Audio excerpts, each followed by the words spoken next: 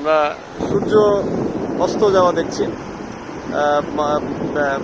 এটা হচ্ছে কক্সবাজারের কাঁকড়ার বিচ বলা হয় এটাকে। দেখুন সূর্যটা অস্ত যাচ্ছে, পরিষ্কারভাবে দেখতে পাচ্ছি।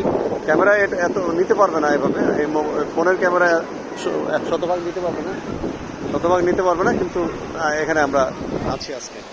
এই যে সূর্য অস্ত যাওয়া সূর্যের গোধূলি লগ্নের সেই সূর্যের আলো, মৃদু আলো আমাদের গায়ে এসে পড়ছে। এবং এই যে সূর্য এবং আর একটা প্যারাট্রুপার দেখছি এখানে।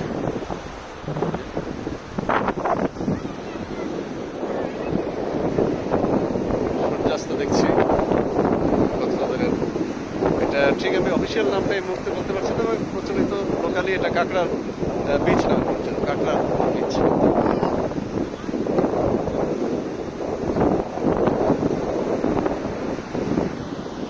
সূর্য অস্তাচলে গমন করছে এবং করেছে বলা চলে। কিছুটা মেঘ দেখতে পাচ্ছি এই মুহূর্তে আমরা, কিন্তু একটু আগেও পরিষ্কার ছিল, এখন একটু মেঘাচ্ছন্ন দেখতে পাচ্ছি। স্পিড বোটেও অনেকে ভ্রমণ করছে এবং বিশেষ করে যে প্যারাট্রুপার, এটা টাকাও অনেক। স্পিড বোট, একটি স্পিড বোট এটাকে নিয়ন্ত্রণ করে। স্পিড বোট মাঝ সমুদ্র নিয়ে যায় এবং লাইফ জ্যাকেট পরানো আছে, পড়ে গেলেও সমস্যা হওয়ার কথা না, এটা শুনেছি আমি।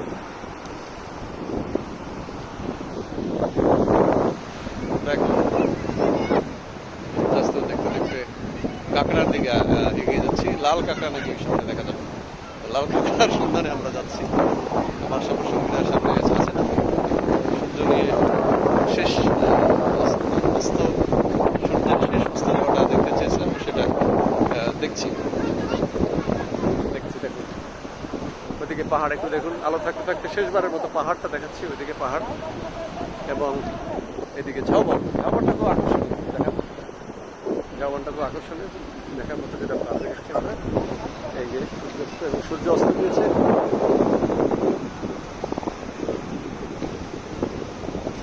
এই যে দেখুন ঢেউ আছড়ে পড়েছে এত দূর পর্যন্ত এসেছে পানি, এবং এখান থেকে বালু এখান থেকে নিয়ে যাচ্ছে, কিছু বালু এখানে পড়ে থাকছে।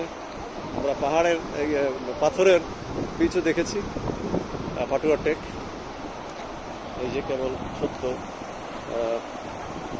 ঢেউ এখানে আসতে পড়েছিল।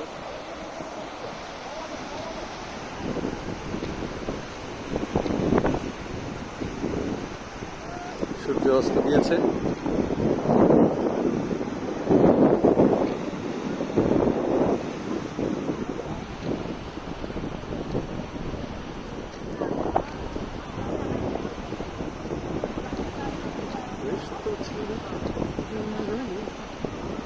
যৌবনে মুখে দাঁড়িয়ে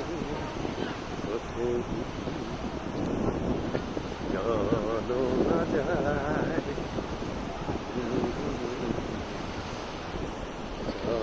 চলো না যায়।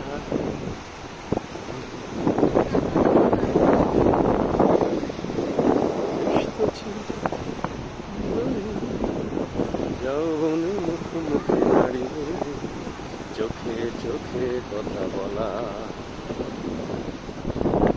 তো ছিল।